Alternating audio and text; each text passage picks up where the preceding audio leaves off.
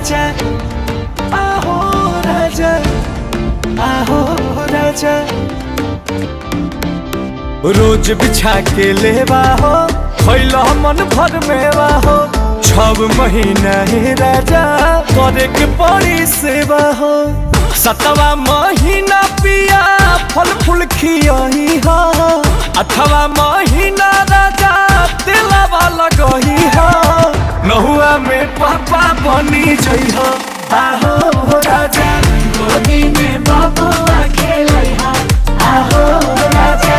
9वां में पापा बनी जई हो आहो राजा।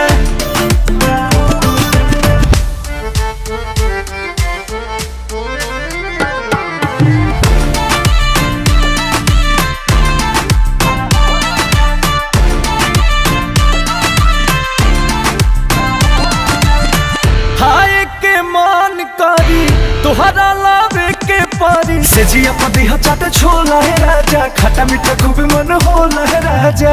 हमारा के छोड़ी राजा बहरी ना जई हा होई दहरात जाबू पैदा बोलई हा।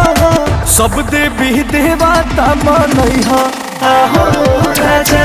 गोदी में बबुआ खेलई हा आहो राजा।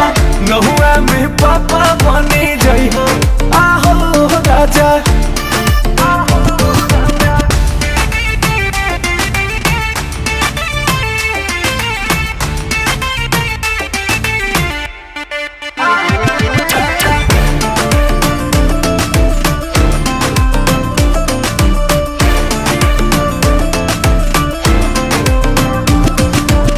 चौकाया चूल्ही सब करी हाथ कुल्ही सब हो जाई राजा हो गोड़ जब भारी समझे के पड़ी अंकुश जिला चारी।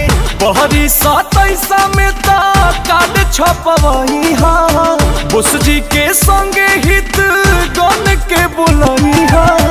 अंगने में सोहार गवई हा आहो राजा। गोदी में बबुआ खेलई हा